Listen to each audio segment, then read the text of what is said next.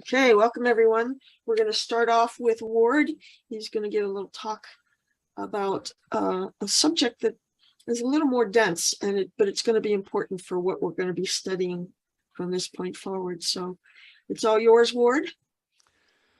Okay, because we're just about to get into Prana Nakash now, I wanted to give a very quick introduction to the idea of thinking the imagination from infinite intelligence. Some of you who have studied infinite intelligence will be, acquainted with it. But I think somebody already, why am I not getting my, can you see? I'm not getting my proper view, but, Oh, are you getting it? No. No. There you go. No, you are. I just thought somebody read this. Who read this the other day? I did. I just thought you did. It's such a great quote. From I happened to see it. This is Al-Ghazali, one of the towering geniuses of Islam. The farthest limit achieved by human reason through the principles of the illumination of his sublimity is bewilderment. Isn't that great? So principles of the illumination of sublimity. This is like the mind's illumination of the sublimity of God by studying or reading the Quran or, meditating on these subjects. So the furthest limit you can achieve is bewilderment. So if you're feeling bewildered, well, that's pretty good, huh? Means you've reached the farthest limit. We're on our way. Now, the reason why I wanted to, talk about thinking the imagination is that Pran and Akash belong to the domain of the imagination. Infinite intelligence talks about Prana and Akash and says that very explicitly. I know we haven't really gotten into Prana and Akash yet, but this slide shows the fundamental dichotomy in infinite intelligence, the dichotomy of thinking and imagination. And thinking does not mean what you might think it means. It's not an ordinary use of the word thinking. What it means is consciously realizing. And the aspect of thinking is rooted in the self or the Atman. So thinking is the consciousness coming from the real, from the reality which is inherent in every drop soul, every one of us. We're, in the language of infinite intelligence, we are thinkings. That he uses that word. So is a stone, so is a frog, so is a swan. Every jivatma is a thinking. And the reality of that thinking is the Atma, which is God. It's the Paramatma. In other words, every jivatma is at its root a drop that is the ocean. It is the reality, right? So that's Baba's metaphysics. But what we do when we experience the world is we think the imagination. Now, what the imagination is nothing produced as infinite nothingness. That's the language of God speaks. The entire universe is actually nothing at all. But through the activity of Ishwar, who's creator, preserver, destroyer, Ishwar is a major figure in infinite intelligence. The imagination is created as the infinite creation. It does not exist. It's completely imaginary. Whereas the thinking does exist. The thinking is at its root the Atma, or the self, right? So this left-hand side of the this diagram, the thinking, this is the real, and the imagination is the completely imaginary. Now, imagination, so it's created and preserved and destroyed by Ishwar, that aspect of God, the third state of God. The imagination is not false. Baba uses the word false in a very specific way. What is false is when the thinking thinks the imagination. Now, to think the imagination, we're all doing it at this instant. That's when I, as a thinking, as a Atma, look at the imagination and say, this is me. Like I identify with my body, I say, this body is me. And through the medium of the body, I experience the environment or the universe, subject and object. The subject is what I identify with, and through that identification, I experience the imaginary universe. That is thinking the imagination, right? So that is what every drop soul does, as long as it is bound to the it's sanskaras that cause us to do it. So like when Elizabeth is thinking she's in a room and has her chin on her hand and has a light on in the background, et cetera, et cetera, et cetera.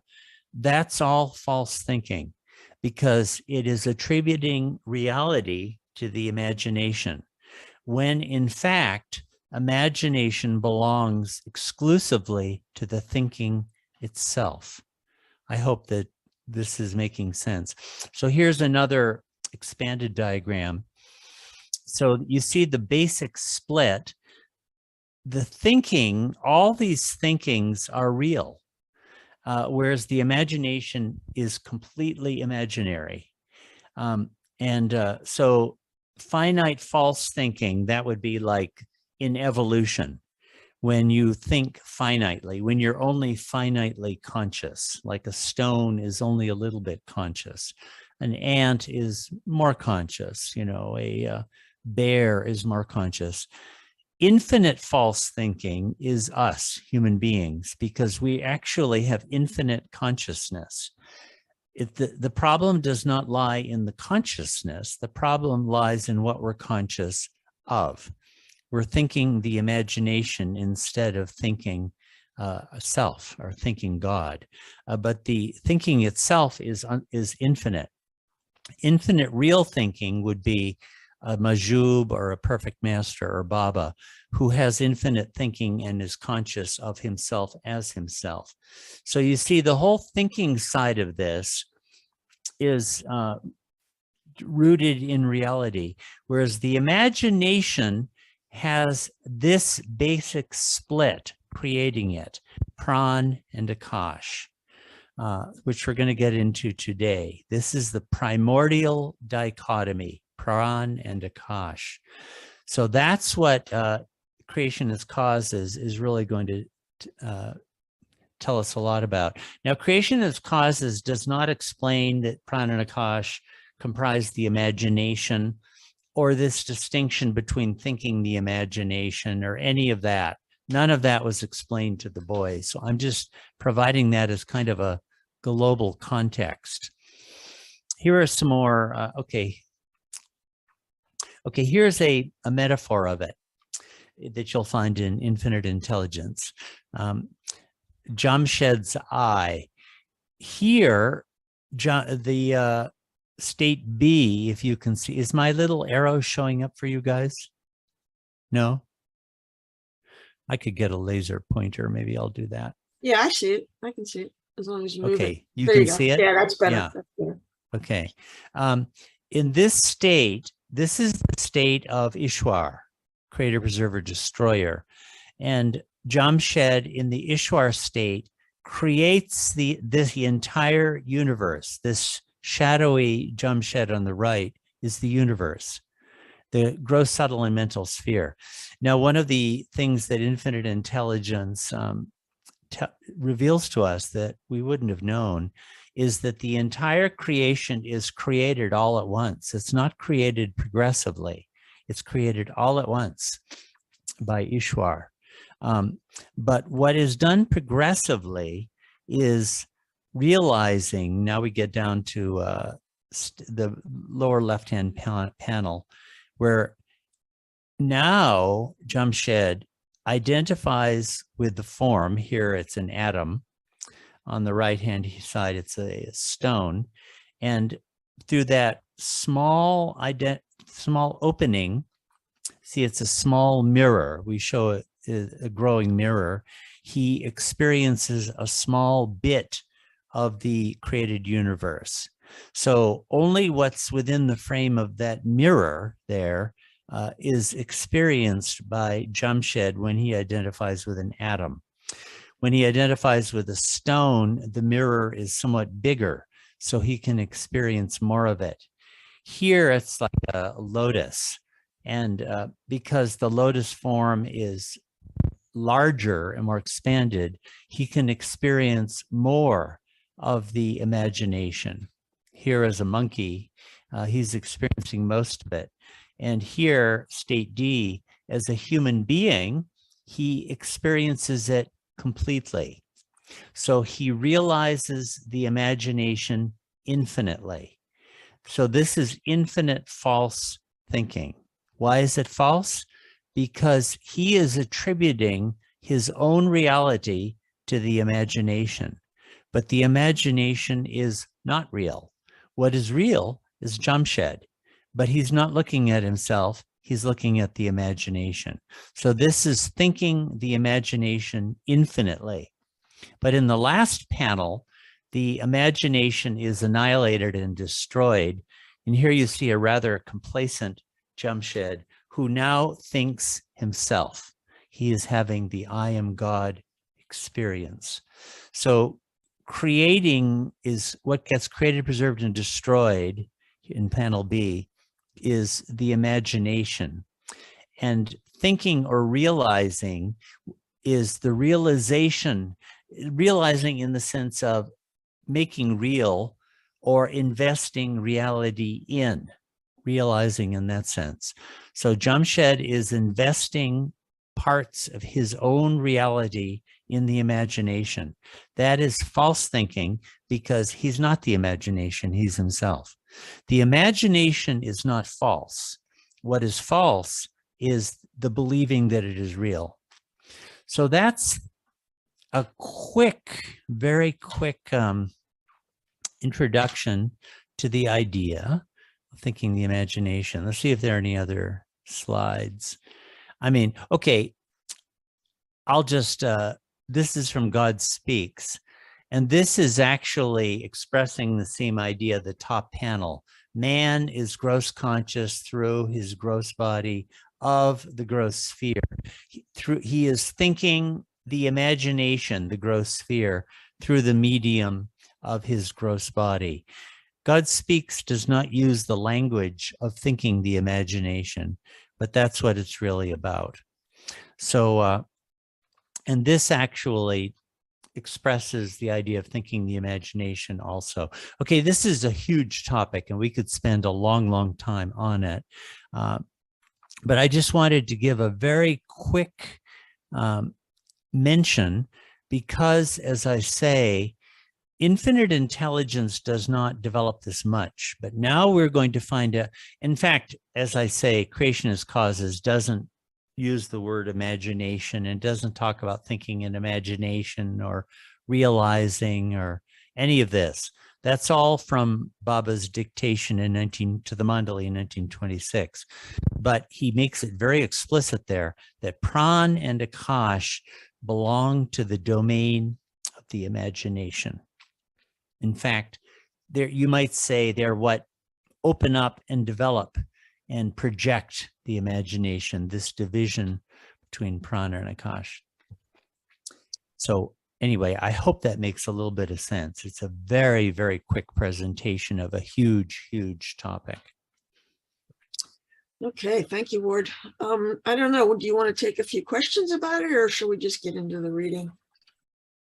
Well, maybe we could do maybe 5 minutes worth. Wouldn't 5 minutes of questions, no comments. Yeah. Yeah. Questions, yeah. The questions that you need for some clarity, and please, we need to be brief. We're getting short on time. So let me restore your ability to unmute yourselves. Raise your hands, please. if you have something you want to say. And we have Elizabeth. Thank you. I actually put mine in the chat too. So I want to understand if I got this right. The imagination itself is not false, but thinking that it is real is that which is false. Did I get that right? That's right. Okay. And the imagination is not false. The imagination does not exist. It's nothing. It's nothing which Ishwar manifests as infinite creation, but it doesn't exist at all. So falsehood, as you say, comes in when a jivatma like you or me looks at it and believes it, takes it to be real. That's false thinking. But the creation itself is not false. But this is important because Ishwar traffics in creating, preserving, destroying the imagination. And Ishwar never looks back and says, I am God. Ishwar does not have the I am God experience. But from our point of view, Ishwar is indifferentiable from God. But Baba never attributes falseness to Ishwar because Ishwar never realizes the imagination. We do that. We realize that, you see, the word realize is actually a good English word because the implication here is takes to be real. And in fact, when we, you or I, when we realize the universe by experiencing the room we're in, for example, we're investing in our body and in the space we're in. We're attributing it to it a reality that actually is us. The one who's real is my real self, not the room, not my body. So when we realize the imagination, you're investing your own reality in something that is imaginary. It's a very beautiful and deep idea, actually. Well, I don't see any other hands. That was helpful, Elizabeth. Thank you for your question. That was clarifying. Yeah. And let's go ahead and get started, do you think? Yep. Ready to Okay. go? All right. So our first reader today, you can take the share then, Ward, and bring up the book. Yeah. Let's see. Our first reader will be Melissa, followed by Alan. Okay, let me see. Are you getting a blank screen? Let me move and where it's no longer blank. See a white page there. There it You is. got creation. Okay. Yeah, we got it. Okay. Well, let's move ahead to where we were. By the way, I don't know if everybody was on when we talked about this, but they started printing the book yesterday. So that's a big deal. I will go over there every day and cheer them on. Yeah. It's kind of exciting when you're, in the printing business. It's really an exciting moment when you start to actually print a book. Okay, so we're on this one. And yeah, we've reached here. Yeah, we just finished this section. Okay, so we're in the middle of this lecture. And here is the figure. This is a rather mysterious one. But God in the ocean, you've seen that before. That's where everything comes out of. And here's the creator point. That's the place of creator, preserver, destroyer. The third state of God in God Speaks, or Ishwar in infinite intelligence. And this is probably Akash or Pokal, or the vast emptiness. And what these are, we just don't know, although we can maybe guess. So maybe somebody could read this. It's right at the very start of this whole section. Do we have a reader? Go ahead, Melissa. You have to mute. Are you there, Melissa? Did we lose you? Lost track. All right, Alan, why don't you go ahead and start and I'll find Melissa. She must have dropped off. Alan, are you okay to go? Key to figure 9.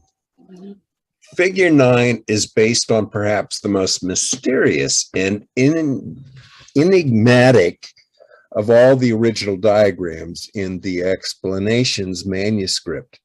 In both sources, diagrams appear at a moment when Baba has been characterizing the world as a hollow bubble, which somehow serves as the site of the clash between movement and emptiness, pran and akash. In figure 9, A designates God as the ocean, and B must be the Om point. Presumably, a large circle beneath B represents the created universe as emptiness and nothingness, as we saw in figure 7.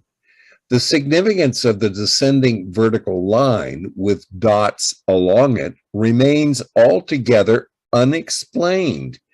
Perhaps this represents the journey of the individual Jivatma, with periodic stepping stones of individual lifetimes through a world of emptiness. But this is nothing better than a guess.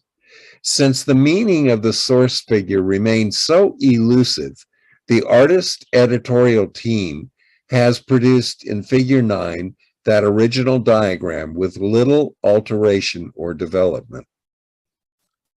Right. So here it is. Here's the figure. Even though Nadia and I don't know what it means, we both like this figure. It's neat somehow. But maybe one of you will be able to resolve it. Okay. Do you want to keep going, Alan? Can you see it okay? Yes, but you dropped a line. Could you lower it just? Yeah. Oh, I see. All right. That's the end of the previous section. Yeah. Okay. But now we come to another question. How is evolution itself created?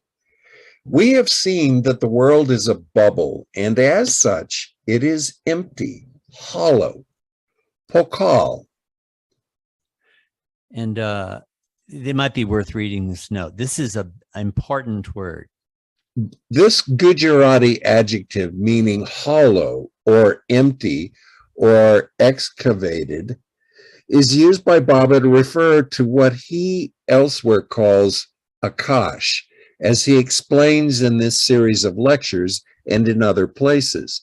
The primordial separation of Pran and Akash and their subsequent clashing is what gave rise to the created universe. Yet while Akash serves as a general designation for space, the connotation of hollowness carried by the word pokal is especially apt in connection with Baba's metaphor of the bubble. Okay, so that's a big word, pokal.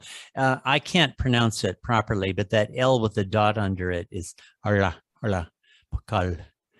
It's a retroflex. You flap the tongue on the roof of the mouth. No one will be able to say that, but. Indeed, not only is this our own world, but everything below point B, the creator point in figure 9, is a bubble, a shadow. Pokala. Paramatma, or the ocean, Darya, is above the line. When Darya begins to move at this very moment, this very movement gives a push to and actually clashes with the hollow emptiness of the Pokala. How does this clash come about? It is created by the coming into contact and the striking together of the two. That is, the movement with the Pokal Sath movement, Gasai Gasai Che. This clash The striking together of the movement with the hollowness and emptiness creates lightning or vis.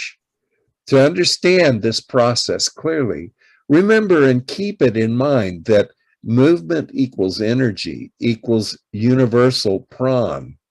Vacant open space equals emptiness or hollowness, which equals akash. Alan, can you just slow down a little bit and start that paragraph again? To understand this process clearly, remember and keep it in mind that movement is equal to energy, is equal to universal pran. Vacant open space is equal to emptiness or hollowness, which is equal to akash. Now, one of the results of the lightning, thus created by the contact made or the clashing between the movement and the emptiness or pokal, is now designated by scientists as the electron. Okay, let me expand this for you. Yeah. So we This, could, this looks like the first embodiment. In God Speaks, the fourth state of God is the embodied soul. So it looks like this is where the evolutionary series begins. Sorry. so we could equate lightning with the electron. Remember that even in the electron, the drop is already present. The drop, as we noted earlier, is of the ocean, and indeed actually is the ocean itself, but in a limited form. Remember, too, that in every bubble, whether wave bubble or drop bubble, the drop abides, or indeed innumerable drops do so in the case of a wave bubble. The electron created by the clash is the first bubble, that is, the beginning of the growth. And in that first drop bubble, that is the electron, Atma abides. For the drop or bubble is the element of limitation connected with the great unlimited Atma. The present advanced science of the world has progressed to this point, the creation of the electron. Beyond that point, this gross world science does not and cannot go, for there one reaches the boundary of the subtle into which one cannot penetrate with gross means. But now, where and what is this emptiness, pokal? This much we can say, that the world is pokal, empty. As Hafiz says, Jahan o kare jahan jamle hichdar hichas. The world جهان و کار جهان جمله هیچ در هیچ است. Thank you. Oh, say it again, please. So beautiful, yeah. جهان و کار جهان جمله هیچ در هیچ است. This means the world and its working or what it does is nothing in nothing. In fact, maybe you could start reading from the footnote that gives the whole couplet. You see down at the bottom there. The complete couplet reads, Jahan. Maho, do you want to give a whirl on this one? جهان و کار جهان جمله هیچ در هیچ است. هزار بار من این نکته کرده ام تحقیق. هزار بار من این نکته کرده ام تحقیق. And then it says what it means. That is, the world and its affairs, in summary, are nothing into nothing. 1,000 times have I researched this point. Yeah, we can skip the references there.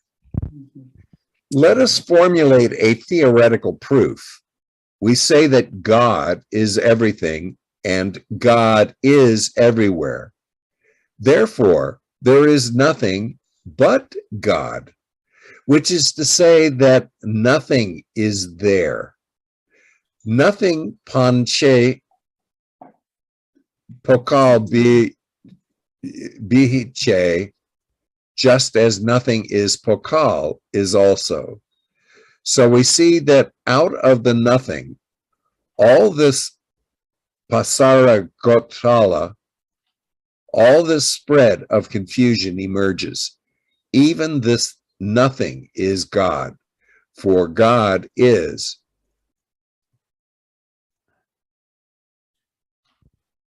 In nothing too. We conclude, therefore, that everything is nothing, and in nothing there is everything. Now, God is the everything, and the universe is nothing. So if anything is real, God is real.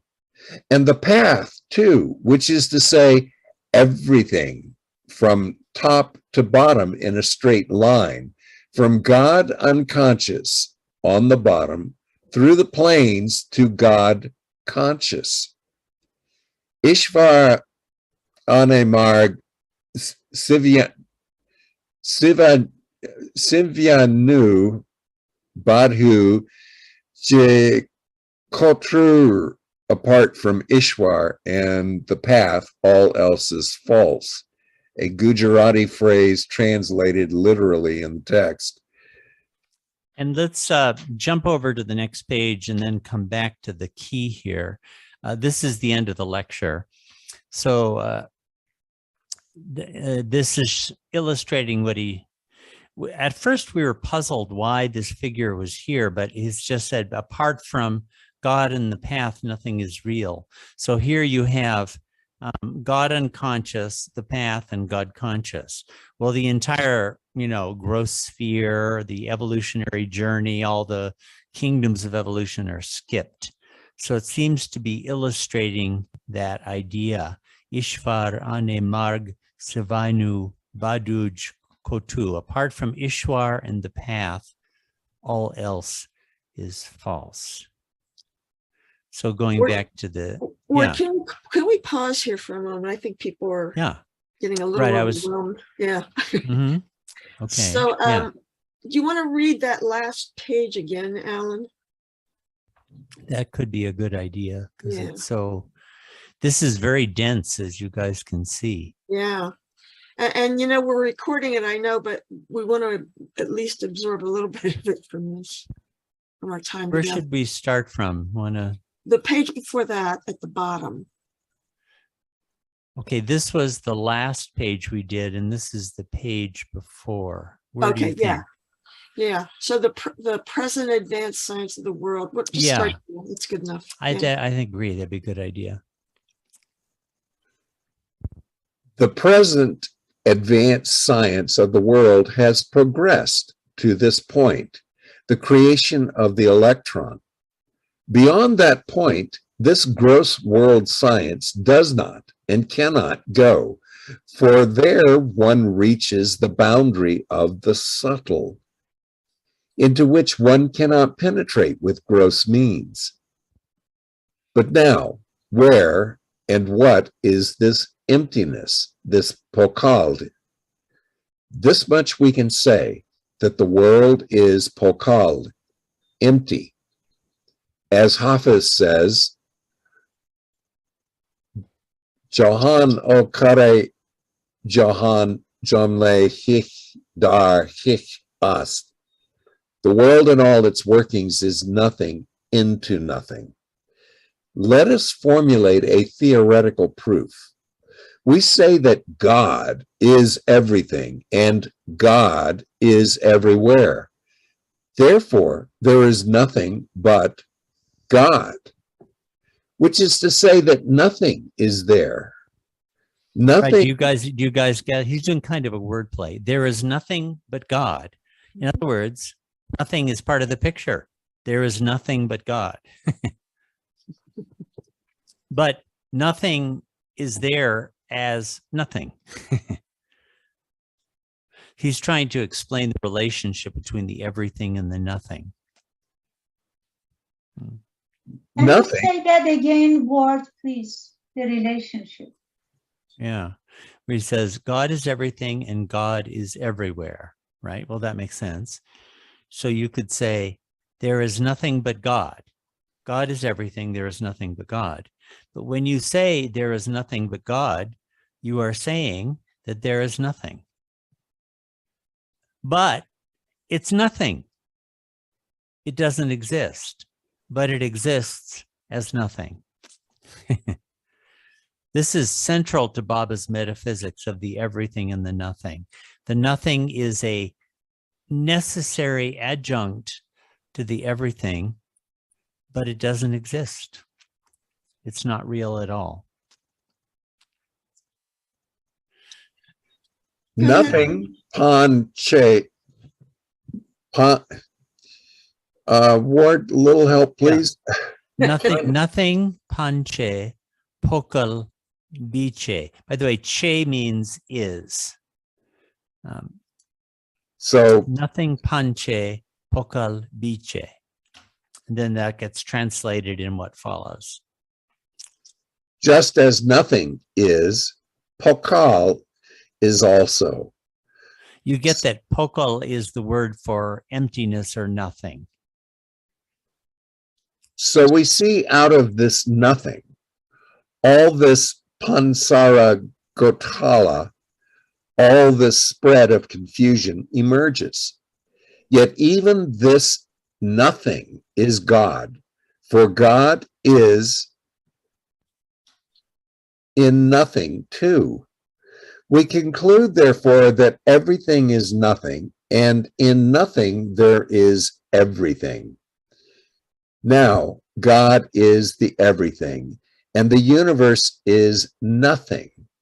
So if anything is real, God is real, and the path too, which is to say, everything from the top to bottom in a straight line, from God unconscious on the bottom through the planes to God conscious. Ishvar Anemarg Sivyam Nu Budhu Je Kotur. Apart from Ishvar and the path, all else is false. So you can see that this diagram sort of shows that, because all else is left out of the diagram. Ishwar would be, sometimes he'll use Ishwar to refer to God, but if it's creator, preserver, destroyer, Ishwar would be located at the Om point there. And so he's attributing reality to the path. He doesn't mean that it's truly absolutely real, but it's more real. And he's talking to these boys. He's a kind of saying, hey kids, get on the path. Yeah. Can you show the footnote on the previous page? The second footnote on the. Yeah, we didn't see what that was. Is that the one you're talking about, Ellen? No, on the previous page to that. Yeah, this is where that, yeah. Pasara. Pasara. Yeah, this is that phrase, Pasara Gotala. Pasara means spread or pervasion, and Gotala means confusion. So all this Pasara Gotala, all this, in other words, the world, the creation, it's a spread of confusion because it doesn't exist. This was a Gujarati phrase that Baba liked. So it's a big blooming confusion, just as yeah. Okay. Did we read this? Yeah. No, we didn't. No, we didn't. Let's have Melissa, are you ready to read? I thought she was back. Yes, I can do that. Okay, thank you. Yeah, sorry, my modem was down for a while. Key to figure 10. Appearing suddenly at the end of the 7th of December lecture, figure 10 diverts from the creation narrative that has dominated until now, and instead shows the 7 planes within the greater frame of the soul's journey from God unconscious before the creation to God conscious at the summit of realization.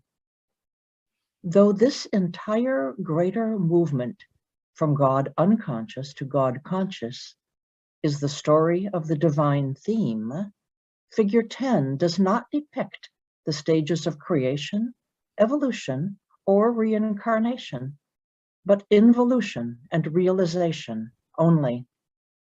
This comports with Baba's exhortation at the end of the lecture, where he tells the boys that nothing matters except God and the path to him. You know, we're going to see this kind of pattern in this series of lectures. When Baba gets to reincarnation, he basically skips the subject. He says very little about it. And my understanding of this is these boys, he was leading them right into the experience of the path. So he wasn't going to talk about subjects like this. That would be for adults. He was going to love God, create love, and experience the path to God. So he consistently skips those kinds of topics. Okay, so that's the end of that one. So you can see we're really into the thick of it. So that's the first presentation of Prana Nakash. We're going to get more on it. I have a suggestion before we take questions. Why don't you go back to the first page of today, just letting people refresh their memories and see if they have a question about that. Just highlight that section, see if anybody has a question about that page first. Yeah. So there's the diagram that comes, and this talks about how everything beneath the creator point is all a hollow pokal, emptiness. And when Darya, that's a good word to get to know. It's the word for ocean. When ocean begins to move, at this very moment, this very movement gives a push to and actually clashes with the hollow emptiness, the pokal. That's the meeting and clashing of Prana and Akash. Pokal and Akash are synonyms. Jim, did you have a question or comment?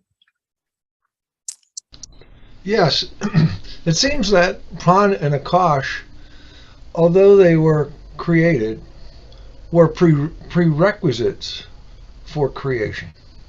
Yeah. No, I agree.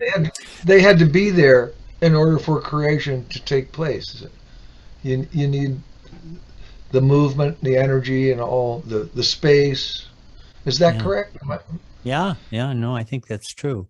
So we're actually getting a creation narrative here. You don't get this in God Speaks. God Speaks, I mean, we could talk a lot about that. Maybe at some point we could. Yeah, but Pran and Akash separate, and then they clash. This clash, the striking together of the movement with the hollowness or emptiness, creates lightning or Vij. Let me just show you the diagram that we did of this. Oh, wow. This diagram here. My so favorite. You see here, this is knowledge and Paramatma. That's God at the beginning. We haven't really gone to knowledge yet. Knowing or universal mind. And out of that, Pran and Akash separate.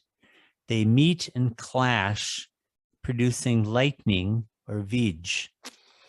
And we're going to find out later that the first thing to come out of that is the 4 elements, earth, air, water, fire, and the entire universe is produced from that. So this is the origination of the universe or the created universe. This is the basic idea. Yeah. Now, this is kind of a aspect of this that kind of goes beyond understanding, but I mean, I think a lot of times there are these conundrums, and when you try to understand it, it defeats the mind, and that's very good for us to have the mind defeated. So here's the question: how does emptiness or hollowness clash with movement? Can you conceptualize that? Because I can't. They don't, how do they touch each other, you know? That was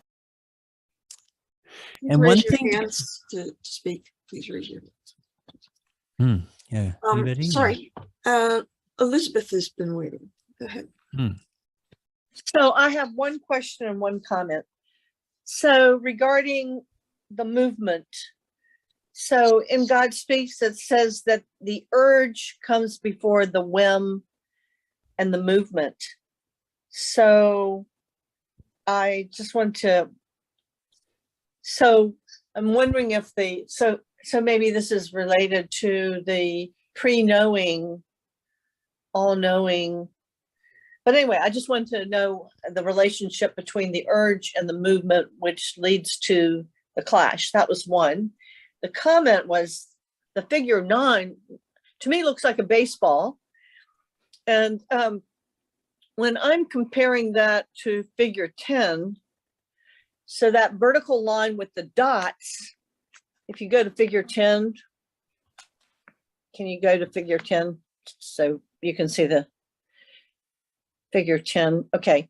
So in the first one, those vertical lines with the dots are contained within limits, within a circle. In other places, Baba says, if you go to the opposite of the circle, it's a straight line, and the opposites lead back to itself. So there's the contrariety, the extreme opposite of one thing is the other thing. And he talks about that with good and evil. But if you look at the figure 10, it's without those boundaries in it. And what am I trying to say? That maybe it's a depiction of only the real part of that, which is not constrained.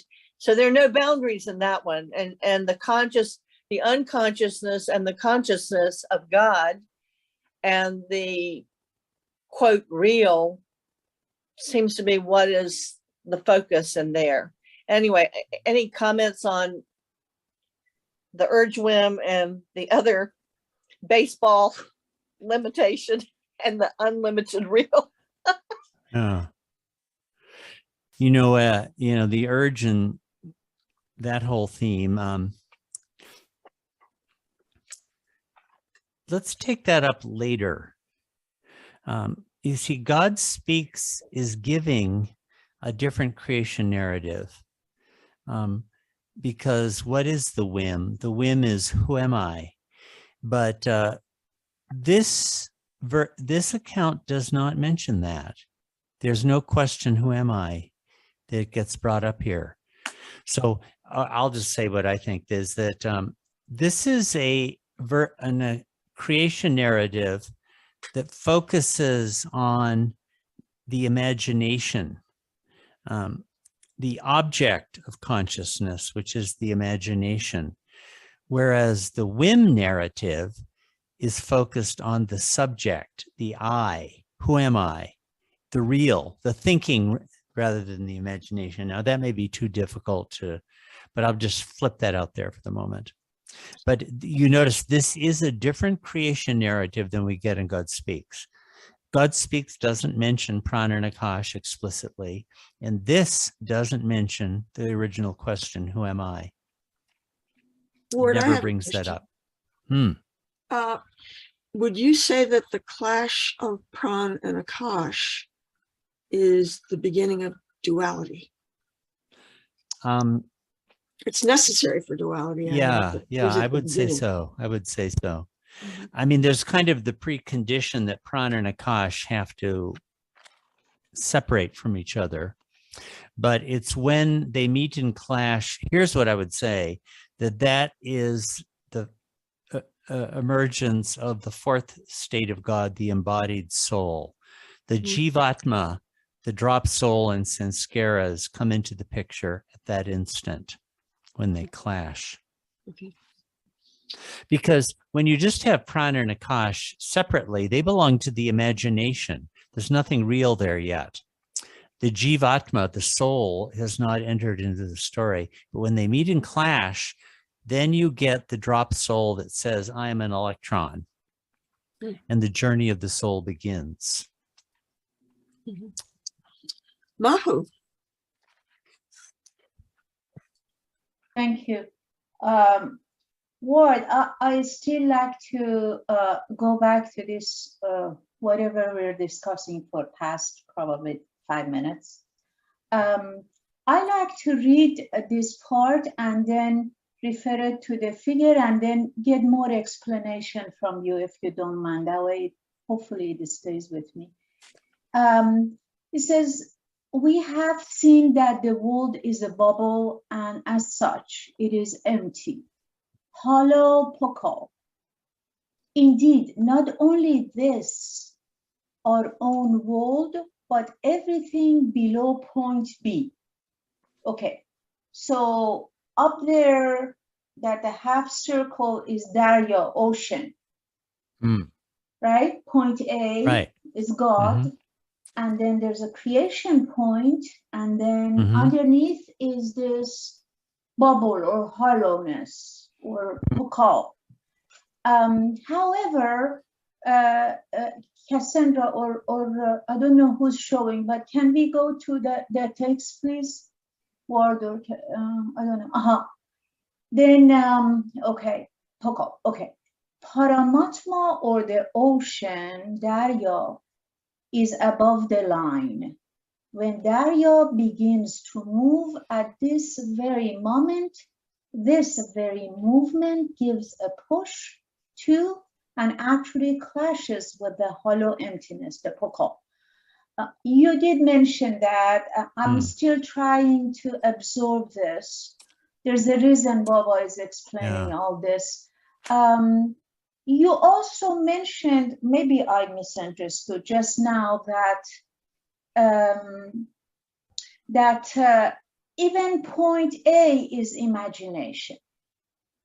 Point A and B, they're both imagination. However, no, A is the real. Oh, A God is real Darya. then. I'm sorry. Yeah. Okay, A is God, so therefore is real.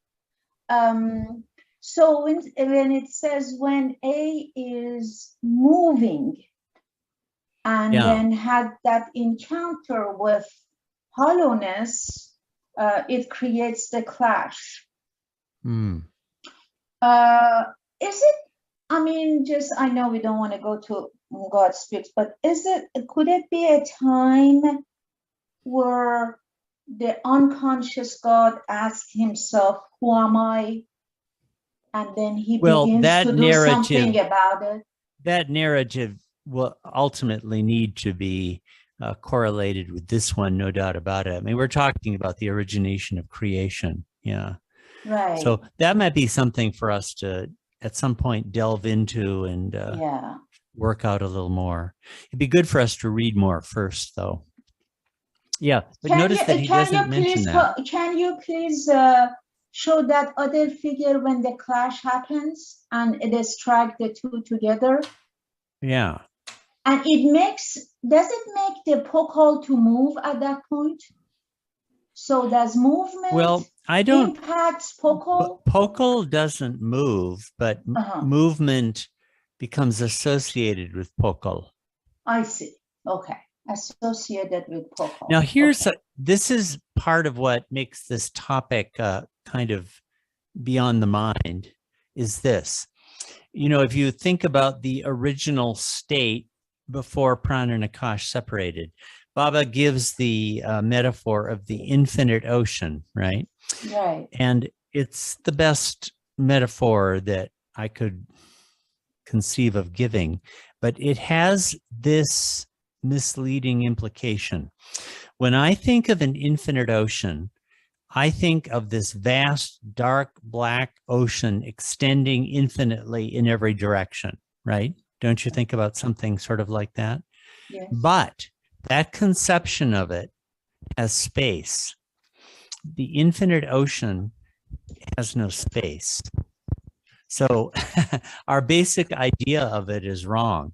So, you know, when if you're going to have movement in the infinite ocean, how can that happen when there's no place for it to happen in, right? So what movement needs is an opening, a place, a stage. It needs a place to happen. And that's what the Akash is. Akash is like capacity or potentiality. Akash provides a place where movement can move. So they have to actually clash and meet before you can have a creation. You get the idea? If there's no space, how can anything really move? It's just Yeah. kind of imaginary movement. Yeah. And so they have to meet and clash, and then you can get realization of the creation. Then I you can see. get the Jivatma. Hmm. So if you think of Is that Akash, where the matter? Of course, Baba says there is no matter. yeah, no, exists. Baba associates matter with Akash, and he says that Right. matter is essentially emptiness. It's Mhm. essentially nothing, which is And different then than Baba our. says matter Hmm. is a byproduct of your thinking. When your mind is not there, or when you're in sound sleep, there is no akash. Or in that text, he says there is no matter. Yeah, We have, Oh, we have that's some more. We have some more questions. That you know, it's Yeah. hard to Sorry. get that deep into it. It just. But we- very good. Yeah, it's very Thank good. you so much, Ward. Your explanation really helps us. Thank you. Ellen, then Ellen. I just wanted to say that it seems to me that there's an inherent difficulty with the diagrams in that they imply that all of this happens outside of the ocean. Mm, And it can't happen outside the ocean. It's a, right. that's why the bubble, it's still all happening within within doesn't describe it either, but it cannot be outside the ocean, but you can't do a diagram without implying that it is outside the ocean. Just That's wanted to, completely right. Yeah. And Baba makes that point very emphatically a number of times. Yeah. It's all within the ocean. There's no outside of the ocean. See, this is where our dualistic mind really can't understand this really. But I think it's very good to try to understand it, because trying to understand these things that are impossible to understand gives a real hammering to the mind and is very good for us. That's what I think. It's like Karen. that Al-Ghazali quotation. It's it's bewildering, which is great. Karen. Yes, thank you. This is great. Oh, I should lower my hand. There. I've always wondered in an atom, what was around the electrons and neutrons and the things that are dancing about in there. So this is right on where I've always been curious. And so when I think about movement, I think that I am there. Is there a comment? Do I need to do something? No. No, it's No, okay. no. Keep going. Yeah. Okay. In movement, I'm there, I'm here, and then I'm there. You know, I'm here and not there until time, in which case I'm then and not now. And so it creates time and space is what I'm thinking. And and I think that's what you were just mentioning, Right. maybe. Mm. And Yeah. yeah, I think that's so right. it's movement is where time and space happens, right? And the other thing I had is I've always had trouble with the ocean analogy because when I think of an infinite ocean, there's a sky above it. And I'm thinking, but Right. what about the sky? But if I think about outer space, and the planets and beyond that, then I can kind of grasp that. So I think that ocean you're thinking of is maybe what I think of as outer space. Yeah. Yeah. Okay. So it's an image Baba has given us, and it's the best image and a useful image, but it has space in it, whereas the infinite ocean has no space. It's before space. So that's unimaginable. Like a way of thinking of, another way of thinking of movement or pran. You see, Baba's use of the word pran is a very deep one. It's not just like subtle energy. It contains that, but it's bigger than that. But you could say it's change, transformation. And you could say that Akash, I mean, I'm just being very interpretive here, is like possibility. Akash creates the space of possibility where change can happen. Change can't happen if there's no opening providing a space for change, for movement to happen in, right? How can you move if there's no space, right? But movement does not contain space. So it has to clash with space, and then you can get a creation. Another way of describing prana and akash is they are the preconditions of creation. Okay, Jack has a question. Part of the statement, to me, it's simple in the sense that in figure 9, where you have the circle, is for me, a description of existence as I know it. And it's empty. It's always empty until I, as a Jivatma, do something, exist. And in that existence, many things which are nothing into nothing occur. And that's why you have the Akashic record. That's what that is.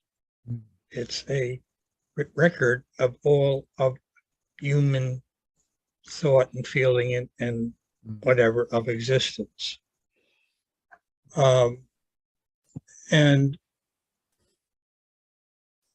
bringing in what Baba had said, that he would take his lovers in a veil up the steps of subtle mental areas. So there's no need to give the boys anything about that, the various steps. And the electron, I remember another thing Baba said, that I don't know, I'm paraphrasing here, that we need to be wary of blowing off atomic bombs, because they have a tendency to penetrate into the subtle plane, which would tear apart the gross plane. Anyway, that's what I was thinking. Thanks, Jack. Is there any other questions people have about the text itself? I've read several books on, quantum, but to really be knowledgeable, you have to spend years on it, which I don't have. But my impression is that when science has tried to penetrate beyond the level of the quantum, you get these, it's not particles anymore. It's just kind of these weird abstractions. I forget what some of the names of them are, but it's almost like abstract principles. It's not particles anymore. It'd be good to have somebody who really knew that subject. Yeah. But so Baba is really clearly saying that evolution of consciousness begins with the electron. And you know, Ward, one of the things I like about these drawings is that we keep getting different points of view. And every time you get a Right. slightly different point of view, it helps you to focus on another aspect of it. And then at some point they start to come together. But it's going to be a while for us before it all starts. Right. No, you're getting a blitzkrieg of stuff.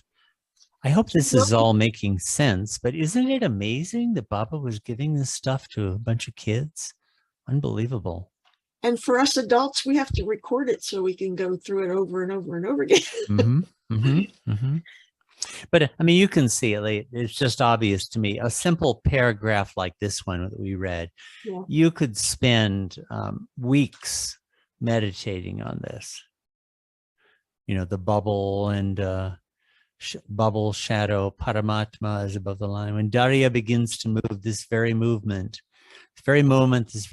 gives a push to and actually clashes with the hollow emptiness, the pokal. This is kind of a pivotal paragraph, actually. It's expressing one of the root ideas. Jim. Thank you. I was impressed by a difference when Baba talked about the path as being real, capital R, whereas in God Speaks and so on, the path is part of the illusion. So I wonder, could you comment on that? Sometimes this language gets used in infinite intelligence also. Sometimes Baba will attribute reality to the planes, the experience of the planes of consciousness. And I think one shouldn't take that to mean that it's real with a real reality, capital R reality, but it's on the reality side of things. It's coming into proximity and relationship to the reality. It's starting to get overshadowed by the reality, so to speak. So he'll use that language sometimes. Again, if you're going to be rigorous about it, you don't get reality until the seventh plane. I don't think he's challenging that. So it's kind of reality, it's a greater reality than the gross world. Right. In that sense, it's an elevated reality, but it's not the reality quite No, yet. it's not the reality yet, but reality is starting to make its presence powerfully felt. You could put it that way. Yeah. Yeah, Baba will use that language sometimes.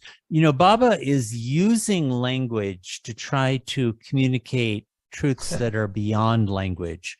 So sometimes he'll set up a system of definitions and then violate them because that helps to express something. And I think this is a case of that. Yeah, this diagram, you know, it was kind of a puzzle at first, where all of a sudden this diagram comes in with the planes of consciousness and God unconscious and God conscious. And I was thinking, why is this here?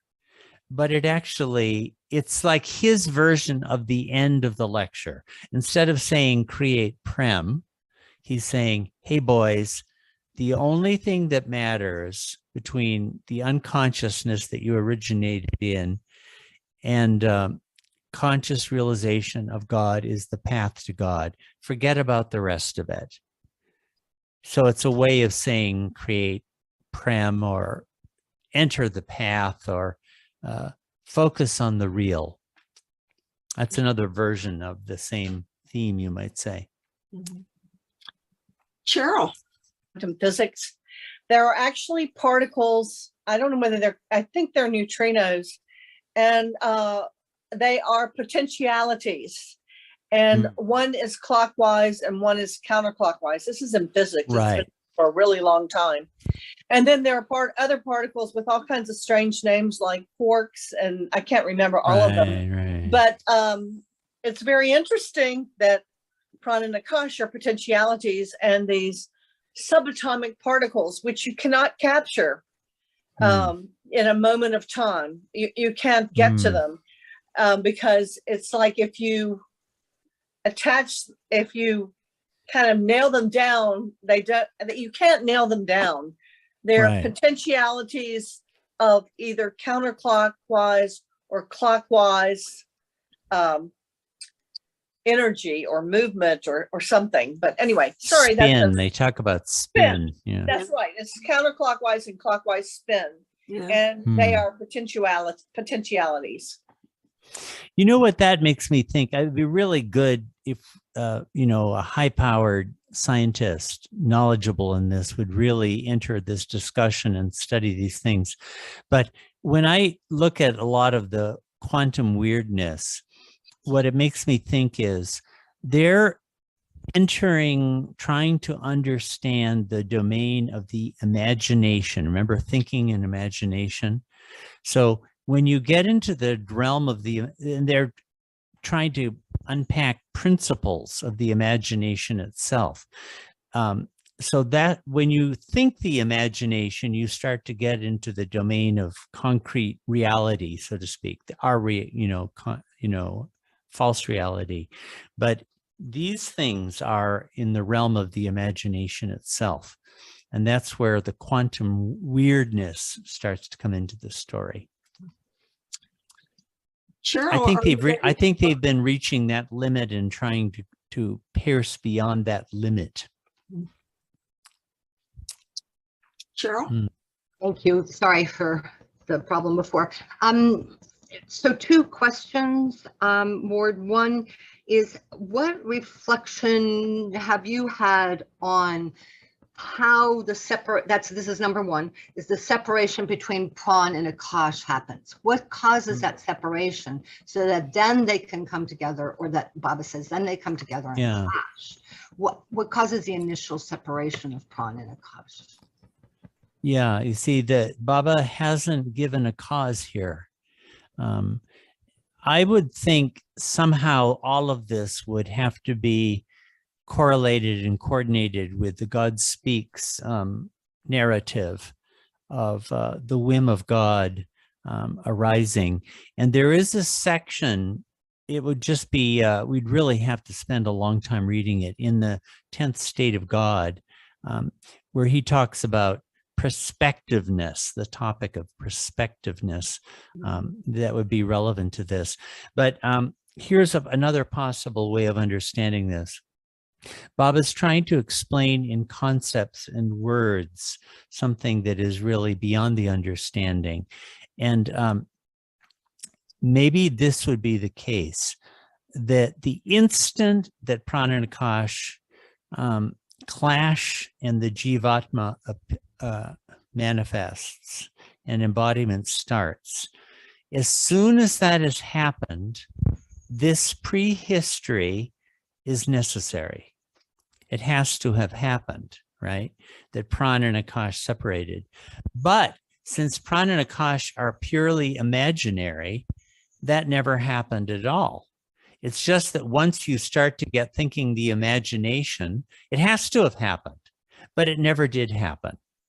See, if you understand the thought here.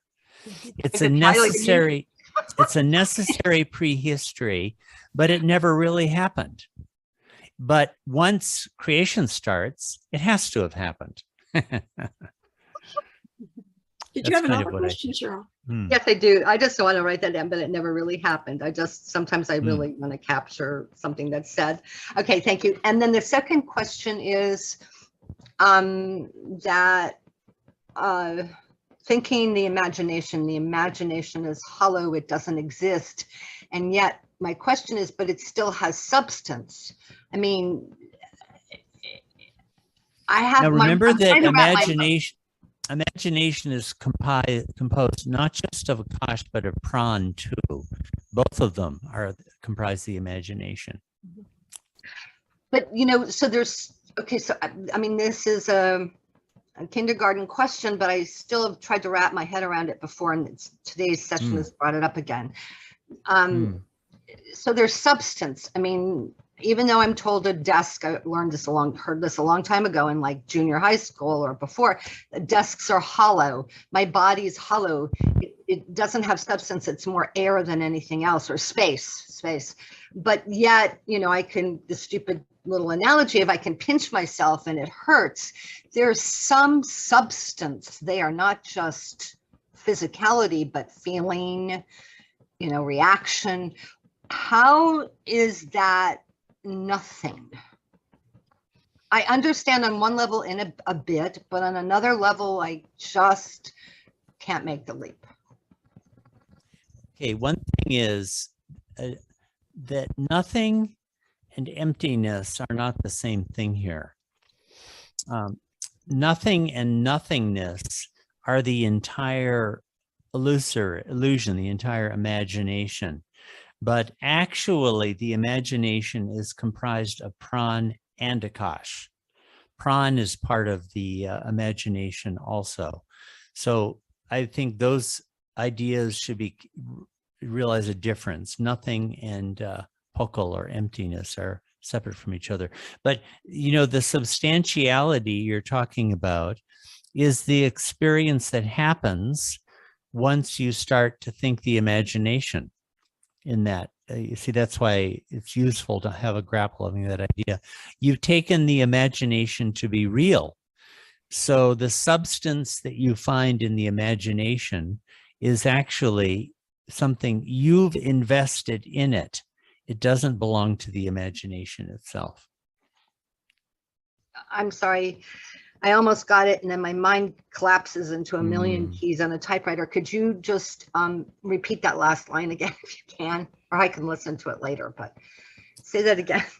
Okay, the word substance, we're using this word which Baba really doesn't use, but Yeah. the substantiality that we experience is actually us investing our own reality in the imagination, which is not real at all.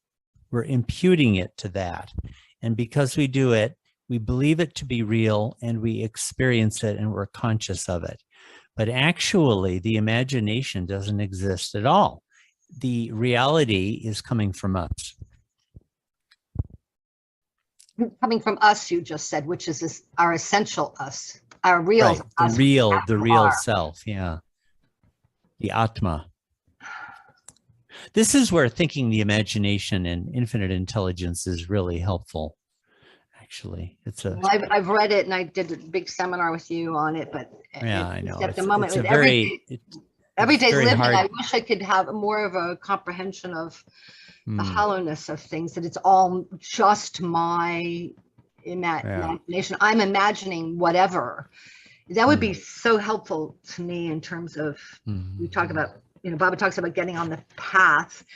I can't do it until I actually have some ability to transcend my experience of this false reality. Thank you, Chair. Thank you. Okay, I'm next. I have a comment. You had mentioned a couple weeks ago about the Heisenberg principle of uncertainty, which interestingly enough came out in 1927, the same year that Bob started these thoughts, right? And that uncertainty principle identifies a particular kind of uncertainty, saying, what is it? You can't measure both the speed of an electron and its location at the same time. Actually, it's the momentum. Momentum is related to speed. You can the greater precision with which you specify the momentum, the less the precision with regard to location, and vice versa. And it occurs to me that that's a great analogy for what it's like to try to understand some of these concepts. I think there are an unlimited number of Heisenberg-like principles. So again, this idea of shifting from one to another can break that mold. And I'm thinking about when Baba has us meditate, he has us meditate on his formful self and on the impersonal, and alternate between those two. So I think that's the way this will grind itself out over the years for us. Can I bring in a backstory on all of this? Jack, I have people with their hands up for a bit of a time now, so can we get you to hang on? Okay. All right. Marianne, sorry.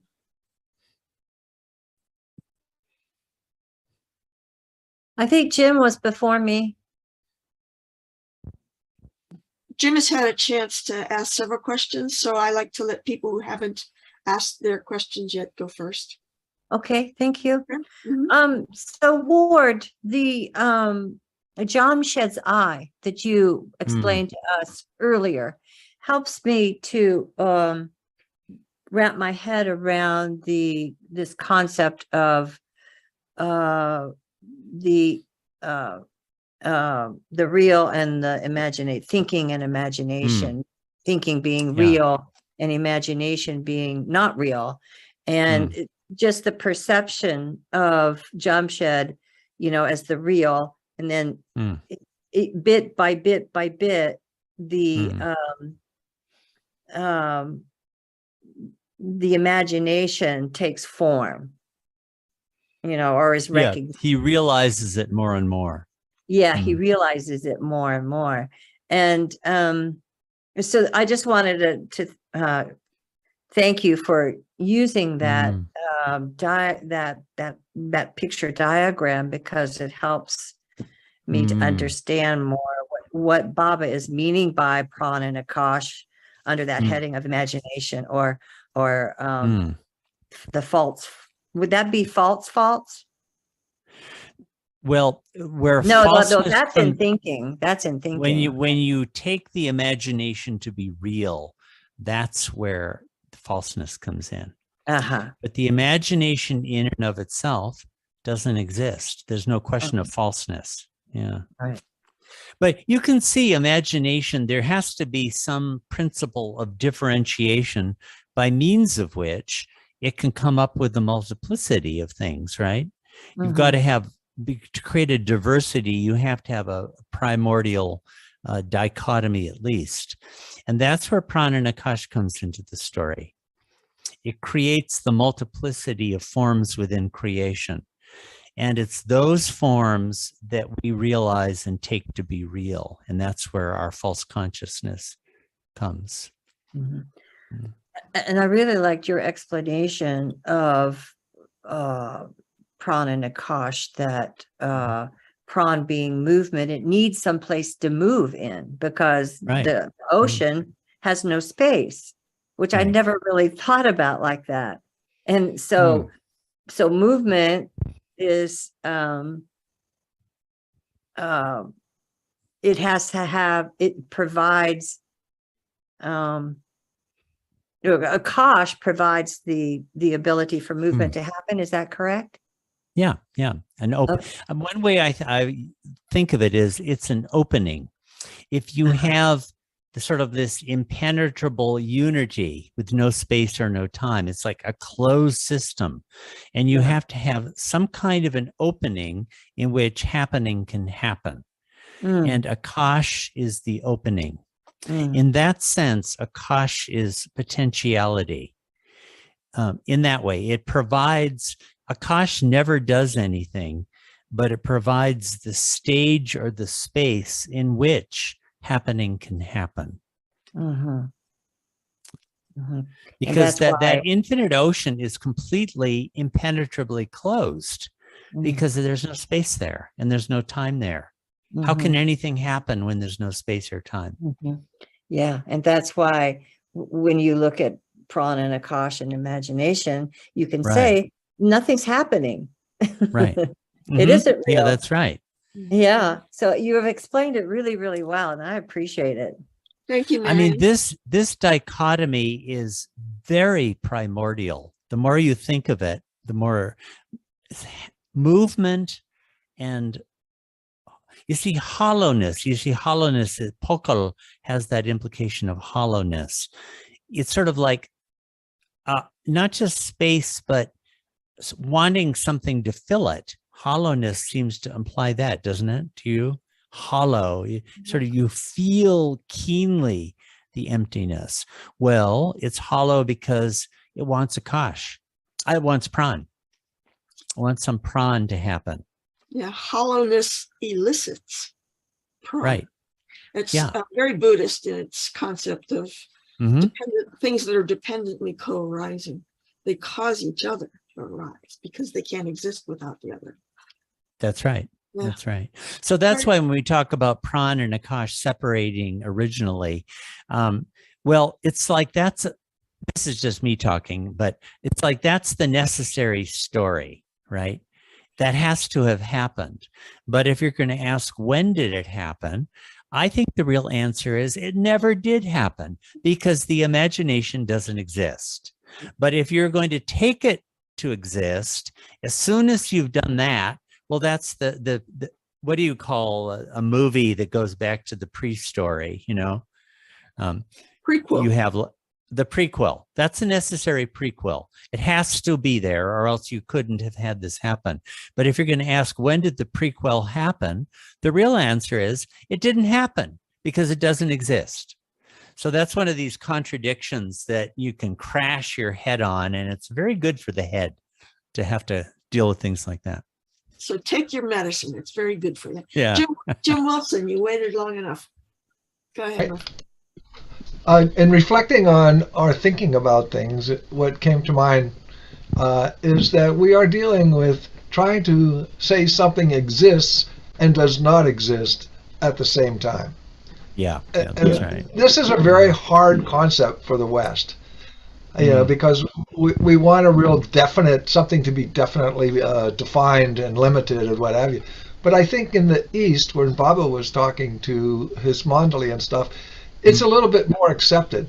The idea that something could exist and not exist simultaneously, not unlike God is infinitely unconscious and infinitely conscious in one and the same moment.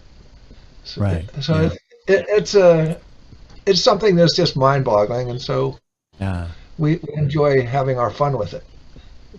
Yeah, you know, it's very interesting that all of this stuff, this series of lectures and infinite intelligence, got buried for 100 years. Isn't that an amazing thing? It's only coming out now. And to me, it makes perfect sense. The world at large and the West in particular would not have been capable of understanding this until now. But I think the West is reached a point where it can begin to understand these things. And don't you think also the fact that Baba wrote God Speaks in English, a Western language, is kind of turning toward us poor people in the West to give us some changes. Yeah, Baba chose English. I mean, he had these great languages. He had Arabic he could have used, or Persian, or Sanskrit, or Urdu, or if he had wanted to hop over the Himalayas, Chinese, these magnificent ancient languages with these tremendous vocabularies and this vast history of sublime understanding expressed in them. But I don't think he wanted to start over, you know? He wanted to start from ground zero. And English was great for that. It's a very developed language, but there hasn't been great spiritual understanding in English, I would say. Great philosophical understanding, scientific understanding, great poets, but not high mystical understanding in English. So that was the right language for him to do that work in. Jack, did you have a question? You have to unmute. There we go. The interesting backstory for me in relationship to what we're talking about today has to do with physics, and the fact also that Baba definitely said that science will come to an end of itself and it has to go into spirituality. And that's starting to happen. But in 1966, I had the opportunity to knock on the door at Yeshiva University on the 6th floor. And I walked in and had a half-hour discussion with Pam Dirac, who was the father of quantum mechanics. The room was dark.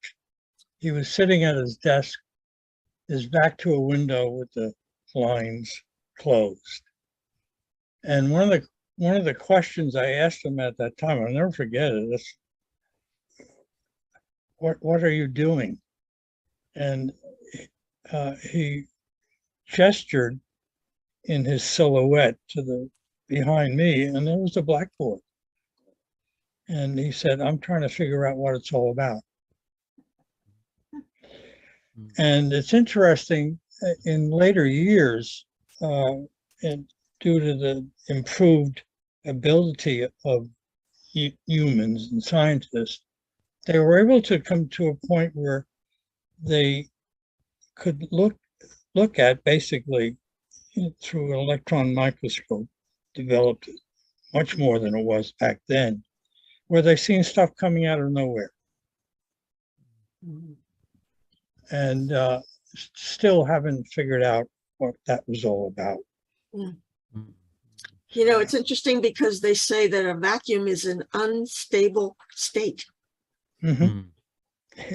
Anyway, The stuff is before we- constantly appearing out of vacuums. So when you see Baba's talk about nothing, it's a very rich. Yeah, it all correlates. Yeah, Yeah. definitely. So correlates. before we get into a general discussion like that, I just want to check in one more time and make sure, does anybody have any questions about the text that they need Ward to address at this point? Go ahead, Elizabeth. Oh, I guess this is about the text. It's about Prana and Akash. So I got the impression from what you and other people were saying is that this hollowness elicits, draws out. And I was trying to understand what the pran or energy or movement does as the complementarity or contrariety. If the Akash elicits by being a void and allowing for potentiality and for the space for something, what is it? What is that role or the doing that Pran is doing? Is it producing? Is it pushing out? What is the opposite or complementarity of eliciting? You know, Elizabeth, if you want to talk about that, we can talk about it later. It's a Buddhist concept. What I was driving at is a Buddhist concept of they independently co-arise.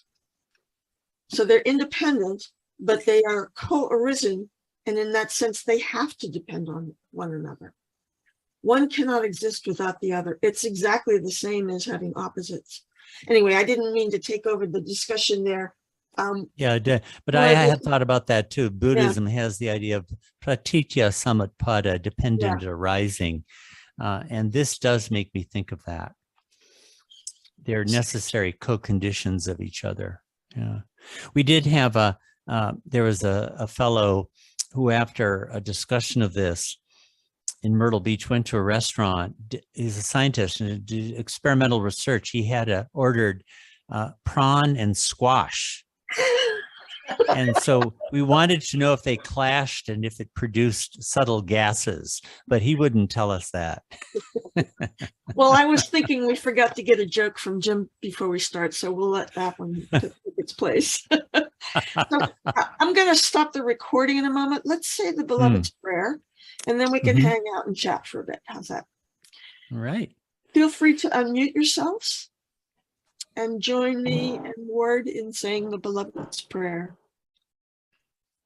Beloved God, help us all to love you more and more, and still yet more. Till we become worthy of being with you. Help us all to hold fast to Baba's Dhamma till the very end. Avatar Meher Baba. Avatar Meher Baba Ki Jai. Avatar Meher Baba. Baba Ki Jai. Avatar Meher Baba Ki Jai. Thank you all. A wonderful, wonderful session. Thank you. So I hope you guys